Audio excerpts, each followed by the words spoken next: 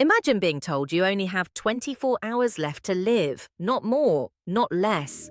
Most people think they'd break instantly, but science says something far stranger. Knowing you're about to die doesn't always feel the way we expect. In fact, your brain changes the experience depending on how you'll die and how much time you have left. So today, let's explore what actually happens in the mind when you realize your death is inevitable. For decades, psychologists, doctors, and neuroscientists have studied one of the most mysterious moments in human existence: the exact moment the mind accepts that death is coming. But here's the key: knowing you'll die in months is not the same as knowing you'll die in minutes or seconds. Each scenario activates a completely different brain. Sometimes there is terror, sometimes there is numbness. And in rare cases, people describe an eerie sense of calm, visions of light, or their entire life flashing before their eyes. But those stories only come from people who almost died and returned. So let's look at two different experiences with the same ending. Most people imagine that learning they're going to die brings a peaceful acceptance, some kind of quiet enlightenment. But the reality is the opposite. When a doctor tells someone their time is limited, the brain doesn't activate calm. It activates fear, uncertainty, and grief.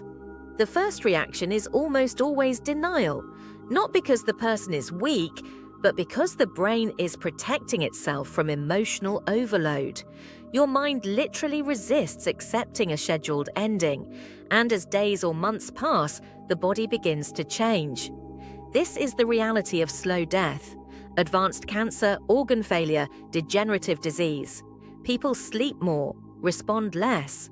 Not because they don't want to speak, but because the brain is shutting down non-essential functions to conserve energy. Skin grows colder, circulation is redirected to vital organs, breathing becomes slower, irregular, deeper. Confusion appears, hallucinations appear. Sometimes people speak to loved ones who already died, not because of spirituality, but because the brain is losing oxygen and mixing memory with reality. Eventually, consciousness fades. The person stops responding, but hearing may remain. Breathing slows, softens, and finally stops. And here's something unexpected. In slow deaths, most people no longer feel afraid near the end. Not because they found peace, but because the brain becomes too weak to generate fear at all. Now compare that to a situation where death is immediate, not a diagnosis, not months, but a moment where you know, with absolute certainty, you will not survive. Imagine being in a collapsing plane, a violent crash, a burning building, a fatal ambush, a final stand in a ruined city. Screams, metal shaking, no exit, no control, no time. And yet, something strange happens. Survivors of extreme accidents report the same phenomenon again and again. The fear suddenly disappears. The amygdala, the brain's fear center, essentially switches off. The mind enters a state of protective dissociation. Time feels slower, vision becomes sharper, sound becomes quieter, thought becomes unnaturally clear.